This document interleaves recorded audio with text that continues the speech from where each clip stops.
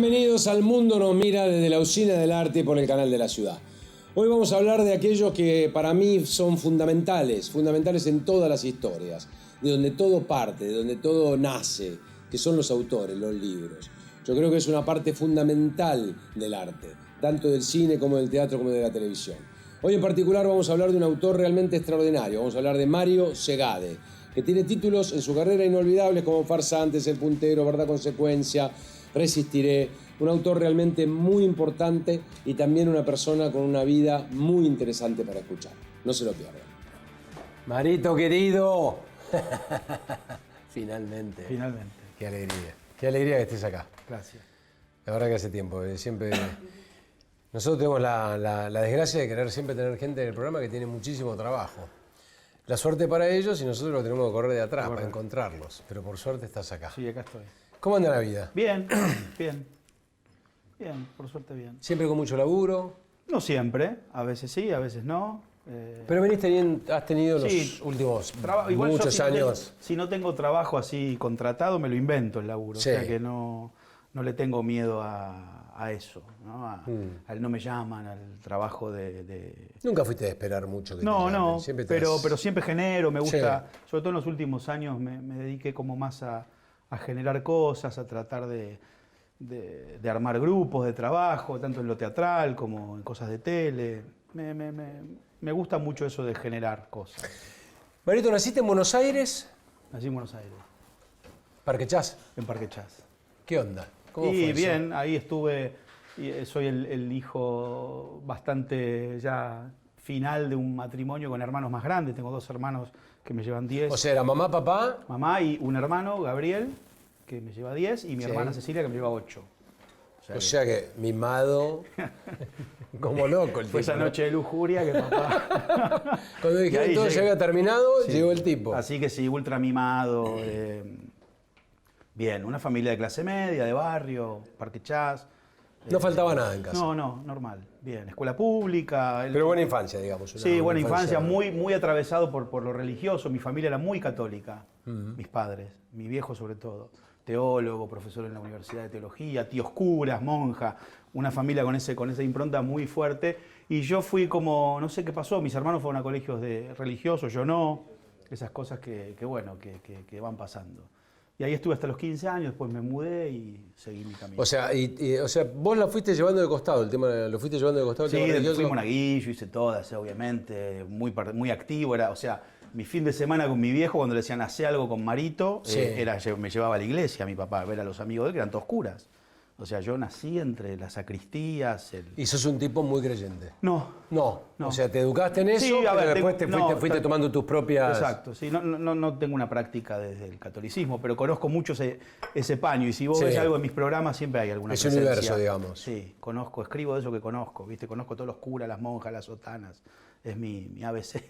¿Y hiciste colegio primario, secundario en... Primario, sí, en escuela pública, en la escuela 4 en Villa Pueyrredón, y después el secundario pasé por varios lados y terminé en el colegio Copelo, como debe ser. Mi viejo ya hinchado las bolas con cierta cuestión mía, me dijo, bueno, vamos, el colegio Copelo, fuerte, en Devoto, de cura, sí, duro. O sea, con una rígido. Sí, rígido, de curas gallegos pesados. ¿Y la vieja, ama de casa? Mi madre ama de casa, sí. O sea, ella era Con la que hacía- emprendimiento ella también. hacía que todo funcione, digamos. Sí, tal cual. Mi viejo era como la parte más volátil, más soñadora, tengo un negocio.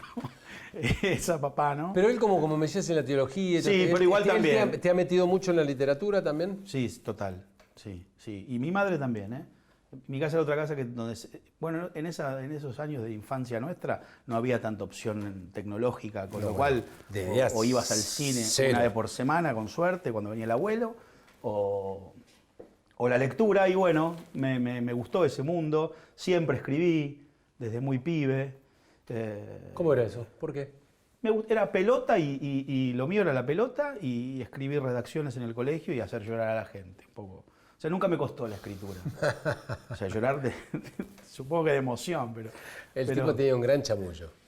Escribía bien, era el actor de los actos escolares. Siempre tuve como esa beta que hoy la veo en mis hijos, que lo heredaron también. Ajá. Y bueno, todos nosotros hemos más o menos parecido, pasado por ese mismo calco, ¿no? Pero sí, siempre fui muy histriónico de pibe, muy muy figurón, muy cheronca, tenía como esa cosa que después, por suerte, se me fue corriendo. Pero vos tenías esa facilidad, digamos, que te fue innata, que te fuiste dando cuenta que la tenías. ¿Y cuando, terminado el colegio, que decidís hacer qué? Bueno, mil cosas. Tuve periodismo, pasé siempre vinculado como a la escritura. Estuve un tiempo, una cosa que es graciosa, que escribí discursos de políticos, también cuando empezó la democracia. Escribía como los homenajes y se fue corriendo la bola y me llamaban para escribirme hoy aniversario de Eva Perón, el 20 de junio. ¿Y le fuiste escribiendo tipos? Sí, leían en la Cámara de Diputados o en el ex Consejo Deliberante y la legislatura. Y ahí ya empezabas a comprobar que lo tuyo de alguna manera gustaba. Sí, no, yo sentía como que tenía esa facilidad, nunca se me había ocurrido el hecho de buscarle a eso una profesión. Estudiaba letras un rato, sociología, derecho, pasé por ¿Cómo varias era la carreras. relación con tus hermanos siendo con tanta diferencia? Y inexistente por mucho tiempo, o sea, estaba medio Solari, digamos. Sí. O sea, tuve como esa, y tengo todavía como ese espacio de soledad y de generar a partir del aislamiento. Mis juegos de niño eran muy o con los amigos, o ya cuando estaba en mi casa eran solo, me armaba unas películas alucinantes. Hay algo, ¿no?, de la escritura, de este proceso de escribir. Digo que el autor es un tipo solitario. El autor, está bien que puedes escribir en equipo, digamos, pero digo, hay una parte de ese proceso que es con uno mismo, ¿no? Sí, abstraerte para llegar a muchos también, ¿no? Esa Sí, mirada, obvio. Esa mirada como... Pero no es que está, ¿viste? ¿Qué sé yo? Yo todavía hoy para escribir necesito ese espacio de cierta soledad, de estar relajado, de hasta vestido muy atorrante. Hay una mirada hacia uno como para salir de ahí, ¿no? Con la escritura. Y haciendo toda esta etapa que me decías de los discursos, ¿hiciste algo publicidad? No, nunca hice publicidad. te No, de ahí publicidad? más que nada periodismo, porque tenía como una cosa medio muy social. Para mí la publicidad era algo feo, era de un género menor. En esos tiempos de los 19, 20, ¿viste? Y en un momento, bueno, recalé con un amigo mío que tiene una productora de videoclips, los primeros videoclips, años 90, y empecé a escribir con él, y accidentalmente a los años de eso conozco a Adrián Suar. ¿Vos qué edad tenías en ese entonces? 23, 24, por ahí. Inicio de Poliladron. Mirá vos. 94. 94, 95. Claro, 94. Sí, 94 lo conozco a Adrián. 95 yo laburé en el 96. 95, 96. Lo conozco a Adrián de casualidad y empezamos a tirar unas líneas de unas cosas y al rato me convoca para escribir en televisión, que para mí me gustaba mucho el cine siempre, pero nunca había escrito guiones, la verdad. Y fue Adrián el que me dijo, no, me gusta lo que haces, no sé qué, esa mirada, ¿no? Sí, la mirada, esa mirada que ha ese tenido muchacho. siempre Adrián como Obvio. para hacer todo lo que hizo, ¿no? Total. La verdad que... Y bueno, y me presentó a mi socio durante muchos años, que fue Velati, y ahí empezamos a escribir ya televisión. ¿Adrián te presenta a Gustavo? Sí, Adrián nos presentó a los dos. Qué dupla, porque la verdad que hicieron una dupla extraordinaria, que ha dado cosas, y sobre todo, bueno, su gran, tanto Verdad Consecuencia como Resistiré. Sí, y Vulnerables también en Polka. Vulnerables también. Los dos juntos también Vulnerables. Sí, hicimos Vulnerables. Verdad Consecuencia primero, Vulnerables, luego Resistir. Y cuando te convoca para escribir Verdad Consecuencia, ¿qué es lo que te sucede? Que no era Verdad Consecuencia, sino que era una idea. Sí, muchas ganas y por suerte algo que todavía no he perdido cuando un proyecto me entusiasma. Y nada, de salir a hacer un programa para jóvenes a las 23 horas, que en esos tiempos no era así. No, porque era otro horario el que tenía. ¿Viste? O telecomedias de las 9, Sí. con un lenguaje que proponía, con una idea estética que pudimos hacer. Se empezaba, qué sé yo, a putear en la tele. No, aparte me acuerdo que Verdad Consecuencia tocó temas como el aborto, tocó temas como la homosexualidad, tocó temas... política. Temas gruesos en ese momento que no eran tan... conflicto de los 20 y pico, digamos, pero jugado con cierta verdad. Bueno, tuvimos 3 años en el aire, ¿no? Y parece que, pero... ¿Todo este proceso lo hacés viviendo en tu casa? No, yo me fui a vivir solo de muy pendejo. A los 18 años yo me fui de la casa de mis padres. ¿Por qué? Y nada, esta cosa de independización. Yo también me fui a los 18. Pero yo te pregunto porque me interesa... Yo tenía, por ejemplo, mis fantasías, que vuelvo a decir a la niñez, yo tenía la fantasía siempre, llegaban las vacaciones y mi mejor plan era laburar. Te hablo de los 13, 14. Siempre me las rebuscaba. Un espíritu independiente. Con algún comerciante de la zona trabajé en una casa de artículos de limpieza, en un vivero. Siempre me las rebuscaba. Mis viejos iban de vacaciones por ahí y yo me quedaba. ¿Te ganabas tus mangos? Me quedaba en Buenos Aires. Y para mí era un planazo eso, ¿viste? Y nada, me fui a vivir solo porque buscaba como cierta independencia. Me alquilé un departamento con un amigo en esos tiempos y empecé ahí y nunca más volví a la casa de ellos. Seguimos charlando con Marito, fuimos haciendo un poco salteado todo porque fuimos a ver la consecuencia, después volvimos a cuando se fue de su casa, que a mí siempre es una etapa de la vida de todos los invitados que me interesa mucho, ¿no? Porque es ese corte que se produce con la familia y ese marco de contención y cómo se maneja uno sin esa contención.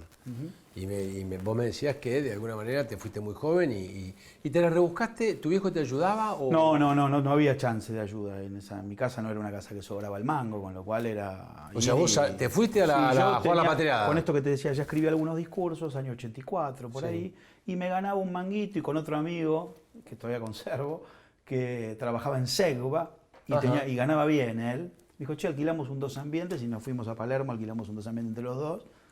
Y pasamos de todas, esa de... Sí. Hoy que comemos. Y hoy que comemos. Exacto. Y abrir el congelador. El congelador. El refrigerador. Y había 2 salchichas, bueno, eso. Así fue un poco mi vida, te diría, durante mucho tiempo. Y volviendo haciendo la cronología que veníamos haciendo, ya Verdad o Consecuencia, empezás a escribirlo y rápidamente... Sí, Adrián ya venía de Por y Ladrón, que también al principio fue un programa que estuvo ahí hasta que despegó y después ya fue una bomba. Sí. Y Verdad o Consecuencia agarró rápidamente en la gente. Sí, a la gente sí, el rating no. Bueno, hoy no había la locura de hoy de número, seguramente no hubiera pasado el verano, quizás. No estaba el famoso minuto a minuto. No, y tampoco había, había una, bueno, esperemos que ya viene. Sí, había como otro hándicap para jugar. Se instaló y de golpe fue una locura. Fue una cosa increíble que yo nunca pensé que iba a pasar. Pensé que estamos hablando de un programa que duró 3 años. 3 temporadas. Sí. Y que se transformó verdaderamente para todo un target de gente y una edad de gente como en un clásico, ¿no? Sí, y el primer año fuimos de enero a diciembre, o sea, 5, no sé cuántos capítulos hicimos. 3 temporadas, fue algo muy gratificante, muy gratificante. ¿Cómo es el proceso, Mario? Vos has escrito grandes éxitos. Tu último gran éxito fue El Puntero. Sí. Farsantes también escribí. Farsantes. Digo, ¿cómo es el proceso cuando un proyecto que arranca para determinado tiempo? Yo lo conozco, pero es interesante que la gente pueda saber cómo un autor hace para que una historia dure 3 años y no se muerda la cola, digamos. Vos sabés que yo ahí no soy muy ortodoxo y no sabría responderte de verdad a eso. No, está buenísimo que me digas esto. Porque... No sé, yo siempre busco como en las mismas cosas. Siento que estoy escribiendo el mismo programa o la misma obra de teatro desde que tengo 11 años.